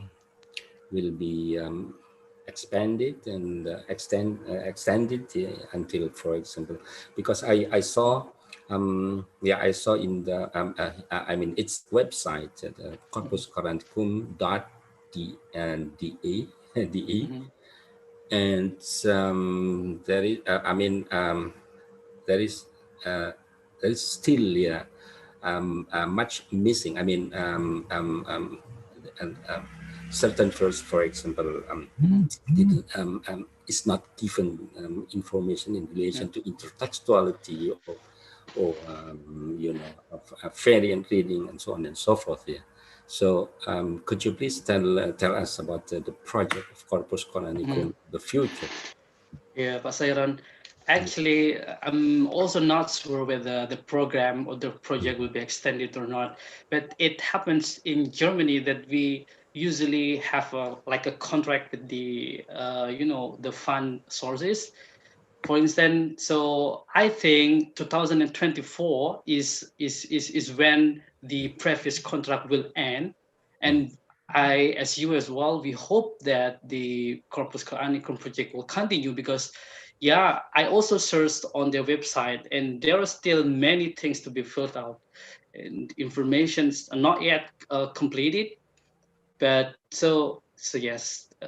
Like Johanna, for instance, the Global Quran, they get fund for like 5 years, and it will be evaluation usually in Germany whether the project will be continued or not. But yes, we hope so. Yeah. Yeah. Amazing, good, very good presentation, Katrina and Muhammad Gaddafi. Thank you. Thank you. Thank you so much. We have another participant who raises his hand, Amar Alfikar.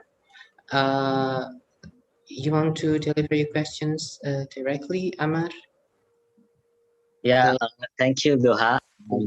Yeah, thank you. Okay, so thank you, Katrina, for this very intriguing presentation that you just delivered. So I just want to ask you one question.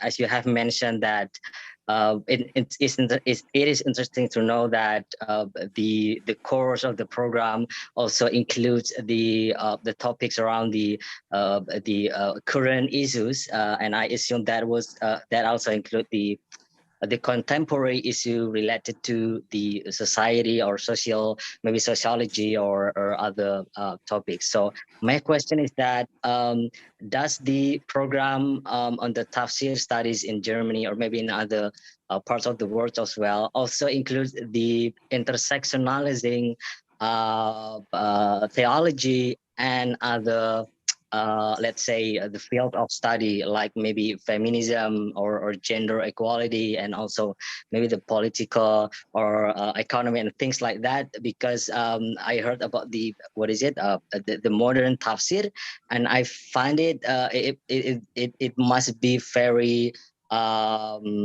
interesting to see how tafsir studies can also engage with the dialogue around you know the the social change in the society.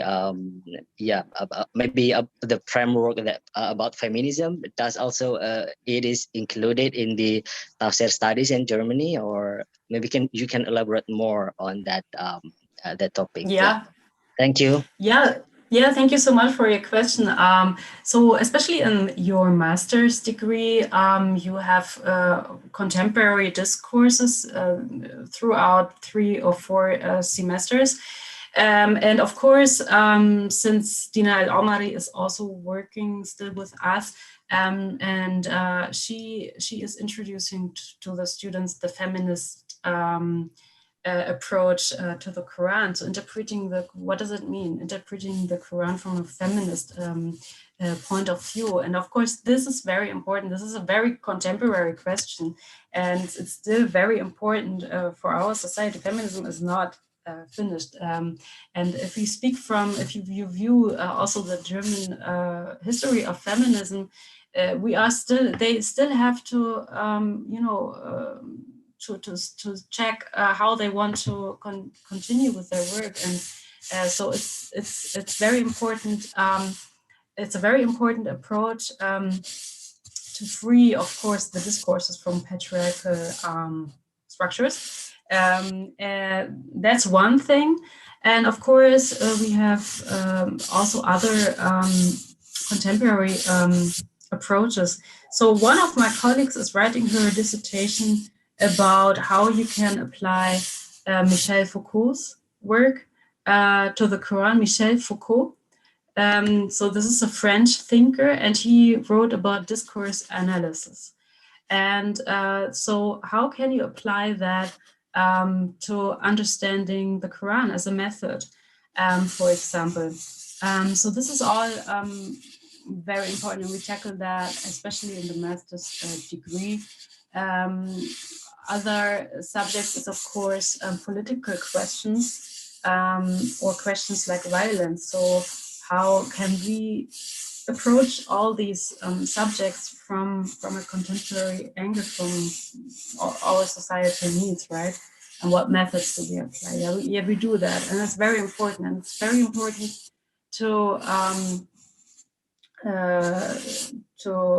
not only to apply the methods, they are already there, just to go 2 or 3 steps further and to really develop them, and always continue that. So that's very important, and therefore the collaboration also with the other theologies are important, because they are essentially also having similar questions and similar issues. So also Islamic studies, and if we're working together, I think we can really do that and develop these methods. Right. Is that all, Katarina? Thank you. Yeah, thank you. Sorry. Yeah, Can I add something? Yes, please, Mas Muhammad. Yeah, about the curricula applied in the German universities, I think it's a little bit different with what we have in Indonesia. I mean, we do have basic courses like Arabic languages, introduction to Islam, and so on and so forth. But for the additional courses in German, follow the expertise of the professor, not the other way around. So for instance, if our professors are expert in doing this A, B, C, so the course will be possibly on that topic. So my point is, it is also easy for us to follow the journey of the professor through their writing articles, because that what will they offer in their class, in the classroom. I have a question for you, Katarina. Yeah. I mean, after our talk, I believe that many Indonesian students will be, interested to pursue the master or PhD in Münster. But my question is whether you provide a kind of scholarship to help their fund, or maybe a special program like that. Not directly. I mean, not currently. You have to see, we're still establishing ourselves, right? So we are working on building our curriculum. Our curriculum is always under construction. So we have now the 3rd row of curriculum, and we always have to, change them according to the needs of our students. You're so right that it is always the professors, what they're working on, which is also mirrored in their seminars or in their courses, right? So yeah, until this point, we don't have scholarships which we have ourselves. What you can do though is we have the German exchange, the German Academic Exchange Service is called DAAD, right? So if you Google that, they are having lots of scholarships available for students. You can apply there. They have yearly scholarships for all subjects, and that's a very good thing. So of course, until now we have our courses only in German, but inshallah in the future, of course, we will have them also in English. It is all of course developing right now, and but you can totally do that over the DAD if you want to, especially if you want to pursue a PhD. That's possible, yeah. And that last question in the chat room, do you provide any short course, maybe in your university? Short course, what do you mean? Like a general introduction, or? What is Mas Muhammad in Germany? How do you call it in Germany?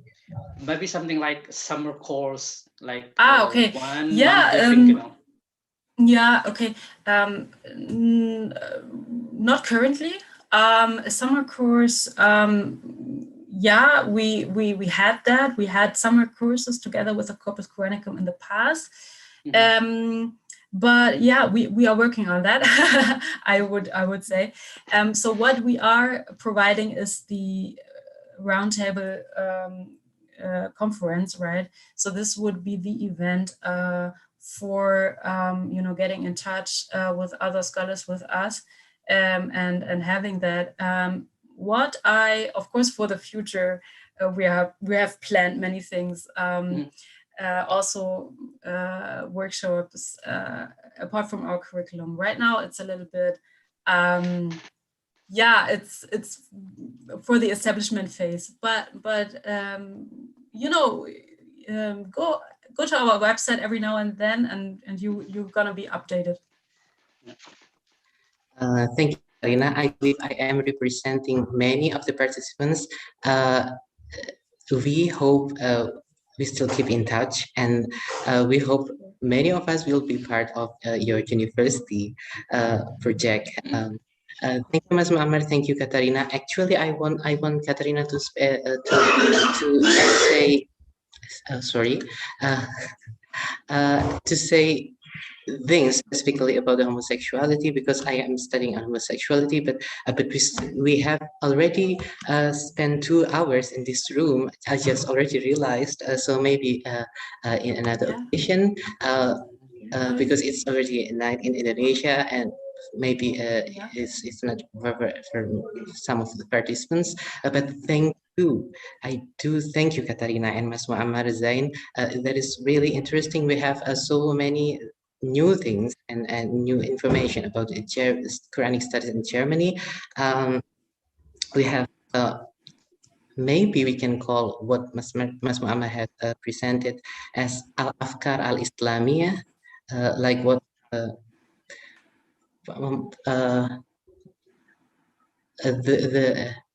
Johanna Ping and Anglican Nulbeit Majid and Neshkar is doing Islamic studies, and the rest are doing Afkar Islami in Amin Abdullah's term. That is very local to our university, Katarina. I'm sorry, but there are so many informations, and Katarina also mentioned about the social work that the centers do, and we have so many new things and interesting things about the Quranic studies in Germany, recent development about it. So thank you, Katarina, again. Thank you, Mas Muammar, again, and thank you, everyone. I give back the podium to the host, Mas Fatih Lukman. Can I say something? A very short word, please. I just want to comment, yes, Katarina. Katarina, you said the Quranic studies is in a childhood age, but don't forget the child is growing and running so fast. Thank you. That is so true. No, that is so true. It's growing, and yeah, but we cannot forget that that we still have a lot of work. But you're right, and of course the German Orientalists, they set the basis for all our work, right? So that's totally great, and of course, yeah, I would love to engage further with also you on homosexuality. I'm very interested what your research is about that, because I wrote for the Sharia for the second volume. That's what I wrote for the article. So that let's do that. And I'm so thankful to that I could get in touch with you and send all my greetings to Indonesia. So thank you so much. And I of course can share my slide. Okay, thank you very much, Mas Muammar. Thank you very much, Katarina. I love this session very much. Many information we get. I mean, Indonesian listeners here in our forum in Zoom and also in YouTube. It's live in YouTube as well. I'm sure that they love this presentation because especially Katarina's presentation tell us that German institution, Centrum Islamic Theology, resonate to the struggle we are facing in Indonesian university, Islamic University in Indonesia. We should deal with how to translate Islamic values into our local context of Indonesia, and the government tries to do things, and the university also the means to do that. And I love what you say, that we not fit something Quran into something, but build bridges between these two things. And I love this. And Mas Muammar also he covers two important blocks about the current development of Quranic studies in Germany today. So I will endorse this video to many Indonesian. I think they want to see this video. Thank you very much again to both of you speakers. We love here. your presentation. And I remind you also that the journal is inviting you to all the listeners to send your article into our jurnal Ilmu Al-Qur'an dan Tafsir. Call for paper dibuka sampai tanggal 30 April. Silakan dikirimkan artikel-artikel Anda, bisa dicek di websitenya di jurnal OJS-nya. Saat ini sudah Sinta 2 ya. Dan dalam proses menuju international index. So we have I don't know, maybe our editor would like to talk to you later, Katarina, maybe to if you are interested in joining our board or our reviewers, maybe sometimes later. Okay, that's all. My daughter also want to greet you. Thank you very much. I mean, in our official conversation, I end it with here. But if you want to have some casual conversation, yes, please. Okay. I conclude our meeting. Assalamualaikum warahmatullahi wabarakatuh. Waalaikumsalam warahmatullahi wabarakatuh. Waalaikumsalam. Waalaikumsalam warahmatullahi wabarakatuh.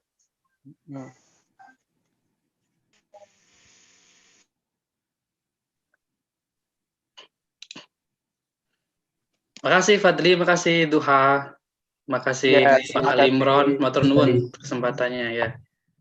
Makasih Mas Muammar. Ya, thank you. Makasih. Salam buat Nabik dan Bazik dan Yunita. Insya Allah disampaikan. Terima kasih Pak Sahiron, matur nuwun. Terima kasih. Wie geht's dir, Katharina? Wie geht's? Mir geht's gut, danke. Wie geht's dir? Im Es Moment. ist sehr schön, dich zu sehen über Zoom, aber immerhin. Ja, genau. Genau. Und wie geht Professor Muhammad? Katrina. Gut. Ja, gut auch. Gut. Ja, allen geht's gut. Zum Glück, Alhamdulillah. Also, ja, überleben alle. Ja, genau. Katharina, hast du schon geimpft für die Corona? Nee, das gibt's ja nicht, ne? Jetzt sind ja gerade die alten Leute noch dran und die Lehrer. Okay. Und ich glaube, ich bin erst am Ende des Jahres dran, im Oktober, glaube ich. Ja, aber in Indonesia jeder Erzieher und Lecturer, ich glaube, dass alle geimpft wurden. Oh, okay. Genau. Ja, genau, also in Deutschland haben sie das ja alles so komisch. Also Deutschland ist immer noch traditionell und so I'm just saying, so Doha wrote a subtitle, please. Yeah, so Germany is very traditional. This is just about the current situation of the COVID and yeah, so but what can we do? You know, we are writing, we have all the time to write now. Certainly. Yeah. No, yeah, it's okay. Im Moment ist noch Winter, oder? In Deutschland? Ja. Ja, genau. Also wir haben es noch relativ kalt, aber es wird langsam Frühling. Genau, wie ist es in Indonesien? Warm wahrscheinlich? Okay. Ja, schön. Ja, schön. Aber in Indonesien ist die Situation auch, also allen geht's gut und die Situation ist okay, oder? Ja, aber es regnet noch in Indonesien. Okay, ja. Aber nicht so schlimm, nicht so stark. Und wann gehst du nach Indonesien? Ich? Ich hoffe ja bald. Ich hoffe ja, genau, also ich meine, letztes Jahr wäre echt toll gewesen, aber ja, genau. Ich hoffe, dass wegen Covid-19. Ja, genau. Ja, ich hoffe, dass nächstes Jahr, dass wir das machen können. Ja, Und auch das Rektorat, also unsere Universität ist momentan etwas langsam. Also ich komme nochmal auf den Vertrag auch zurück. Das machen wir alles. Die sind momentan so ein bisschen mit dieser ganzen Covid-Situation beschäftigt, aber wir machen das auf jeden Fall. Ja, hoffentlich nächstes Jahr. Ja, hoffentlich. Ich möchte das Ja, auf jeden Fall gerne sehen und genau, also es würde mich echt freuen. Ja, gut. Oh ja, viele Grüße an Professor Mohanad, ja, Mohanad Khurshid. Mache ich sehr gerne. Ja, gut, ja, danke schön. Sehr Schön, gerne. dann. Gut. Bis dann, okay? Okay, bis bald. Dankeschön. Bitteschön. Ayo semuanya ya, semuanya teman-teman, saya pamit ya. Ya, Pak Sairon, matur nuwun. Hati-hati. Mari ketemu lagi. Ya, syukron Ustaz.